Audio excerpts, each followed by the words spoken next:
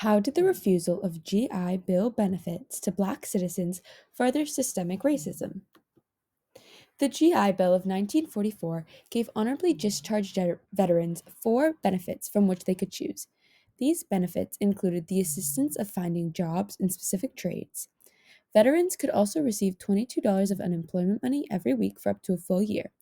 There was also an option to receive loans that could be used specifically to cover the cost of housing, farming, or businesses.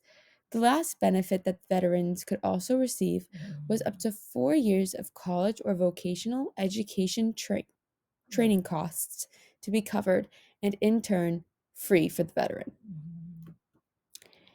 Job specific trades. The United States Employment Service, also known as USES, was a federal agency in charge of administering trade jobs to veterans around America, specifically following World War II. The employment rates at USES centers played a substantial role in the discrimination faced by Black veterans. When they tried to receive their GI benefits, this is apparent because from 1944 to 1946 in Mississippi, Georgia, and Alabama, USES only employed 15 Black counselors in total, averaging 3 workers per state. This made getting trade jobs specific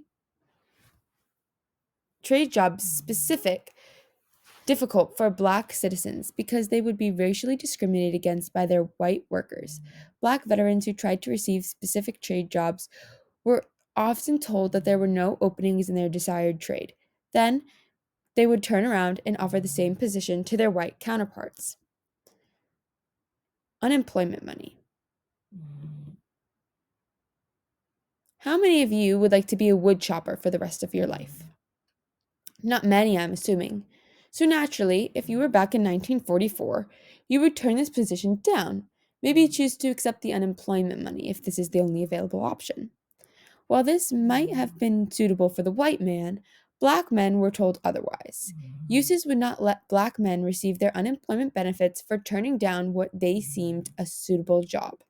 Yes, this included being a wood chopper. This became an issue as USES was able to monitor who turned down what job. This resulted in many Black veterans not receiving unemployment money and rather working at lower paying jobs. Loans.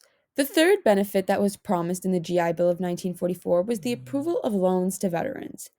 Veterans who wanted to receive loans had to go through a process in which the Veterans Administration, the VA, had to co sign on the loan before final approval. The VA would not co sign on the loan if the veteran could not get a typical loan from the bank, which was against its word. The GI Bill stated that despite economic status, a veteran's loan would be approved. With unequal loan approval between races, many Black Americans were not able to receive their loans under the GI Bill. In Mississippi during 1947, out of 3,229 loans that had been given out, only 2 were given to Black veterans. Education benefits. Educational benefits included up to a 4-year college or vocational training could be paid for under the GI Bill of 1944. The Black colleges were so filled with students that they could not accept any more students, forcing Black veterans to turn towards white institutions, which, despite the space, refused to take them in. So what does this mean? When diving into the injustices that were presented through the GI Bill, we can connect the refusal of benefits to a continuation of segregation. Black veterans were shown to be stuck in the lower paying jobs. They were also not allowed to get their unemployment money or to get the education they desired, which made it difficult for veterans to get out of the city and move to the suburbs like their white counterparts. The difference in ethnicity between suburbs and cities continued on into later generations, creating a cycle in poverty in which many Black families were stuck in. Unable to get out of the city, this made targeting people of color easier. Cities became more heavily policed than suburbs, and the war on drugs made crime seem higher in cities when actually their charges is what was criminalizing the Black man. Soon words like ghettos and hood were being used to describe inner city areas, continuing the negative stereotypes. The big picture. Upon review, it is clear that the GI Bill is not the single greatest piece of social legislation, or the great democratizer.